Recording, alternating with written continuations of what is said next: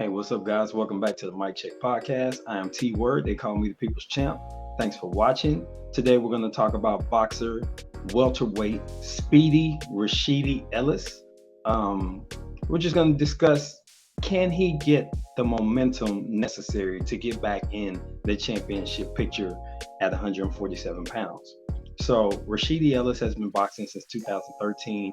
Actually came into the game super fast, kind of, I guess, a tip of the cap to his name, Speedy. He made a speedy entry into boxing by fighting 3 times in 2013, and then he did a blistering 10 ring appearances since 2014, going 10-0. He is currently 24-0 with a fight scheduled on January 7th on the Tank Davis undercard up in DC.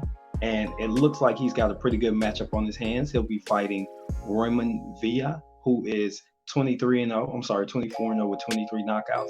So this is looking like a really tough competition. Speedy Ellis has 15 knockouts in his 24 ring appearances. So it should make for an interesting fight, but that's not what we're going to talk about today. We'll actually break down the fights at another time. Today, we're going to talk about what it's going to take for him to regain the momentum that he once had and get himself into championship contention as quickly as possible. And honestly, within the next year or two, he's only 25 years old. Within the next year or two, he's going to want to be in the picture and be in a position to be considered a contender. At one point, he was ranked in the top 5 in a couple of sanctioning bodies. In fact, he was ranked in 3 sanctioning bodies, but he had made it to the top 5 at one point, and then he went inactive. He only fought 1 time in 2015, 3 times in 2016, and then it's been a couple times a year since then, getting to his 24 bout total. Now, he was signed with Golden Boy Promotions, and he was kind of sitting on the shelf, as they say, just waiting for an opportunity to get back in the ring, and it just didn't happen for him. His number wasn't called. He thought he was out of his contract, and in fact, he owed them more time. At some point after that, there was some discussions. He allowed his attorneys to handle it, and he ended up landing at Premier Boxing Champions, aka the PBC. This was earlier in 2022 when he made the statement about let his lawyers handle it. Apparently, they got it figured out, and by mid 2022, he was on PBC fighting on their non-televised version of the undercard, which showed up on YouTube. In fact, he didn't even make the YouTube broadcast. He was like one of the very first fights. I think they just wanted to get him in there, not put too much pressure on him to see what he had, and just make sure that everything was on the up and up and get him a quick paycheck. Probably just to get his legs up under him again and make sure he still got the goods. He comes in with a first round knockout of Jose Marufo, and I mean, the guy was 13-10 with 2 draws. This wasn't going to be the stiffest competition. They put somebody in front of him he could beat, and he took care of business as he should as a championship level fighter. Now, when you start to look at the championship picture at 147, besides Terrence Crawford and Errol Spence, you have Jerron Boots Ennis, who's very much at the head of the line in the IBF. You have Virgil Ortiz and Imantas Stanionis. Both are going to be 1A and 1B for the full championship of the WBA. And then you have Keith Thurman, 1 time, as the WBC #1 contender.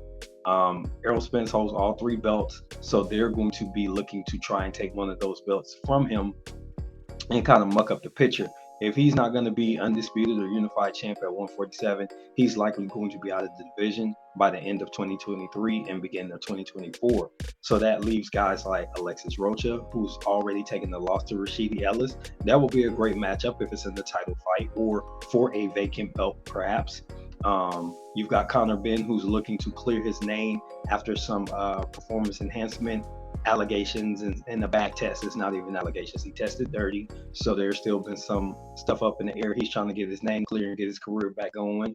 So again, Alexis Rocha, Custio Clayton is probably still in the picture somewhere. Again, Virgil Ortiz. You've got Cody Crowley and a number of other welterweights and a few guys at 140 that could potentially move up to 147 in the next couple of years that might want to fight. Gary Antoine Russell looks really big at 140, so I don't see him staying there long if he's not going to get in a title fight by the end of 2023, early 2024. So you start to think of these names. These guys are all between, let's say, 23 years old and about 30 years old. So they're the next batch of pivotal welterweights that are going to be in the picture. So we need to figure out where Rashidi Ellis is going to be. For him to get back in there, he's already done one thing good. The PBC has a lot of people in his weight class, so he'll have an opportunity to make some hay at 147 and work his way up the rankings relatively quick because he can stay busy if he wants to, especially if he doesn't demand a high payday. If he's smart, and I don't really like to tell athletes to take less than they feel they should, especially for dangerous sports. But in this case, he may need to get in there and just stay active with a bunch of guys that aren't probably the best matchups. But while you're in the shadows or waiting in the wings to become that guy, maybe you fight some light touches just to move up the rankings and get yourself into the top 5 in a couple different sanctioning bodies. What will happen then is the PBC will see you as a valuable piece and start to pay you better and put you in premium fights. And then from there, you can start to look at championship fights against the names like Boots and Virgil and Emantis Stanionis. Keith. I don't see Keith Thurman sticking around in the picture for much longer. So he's not going to have that to worry about. He's going to be the likes of the Rocha and the Crowley and the Ben. So I think that's what it's going to take. He's going to have to take plenty of touches that are going to allow him just to stay active and get in the ring about 3 times a year until he's at that championship level. And just don't fall into the trap that seems to have been set that I'm going to wait for money fights against big names. And that will give him an opportunity to get his hands on the title pretty quick. And let's not forget, he's also competed at 154. So if he just feels like the opportunity is there and Jermell Charlo has moved on and maybe Spencer Crawford are not really looking to compete for titles at that weight, he can get into the picture really fast because he's already fought at that weight and he said he felt good. So we'll see how it goes. But that's my opinion on Speedy Rashidi Ellis. We'd love to get your comment. Don't forget to like, comment, and subscribe. This has been the Mic Check Podcast with T Word. I'm out of here. Peace.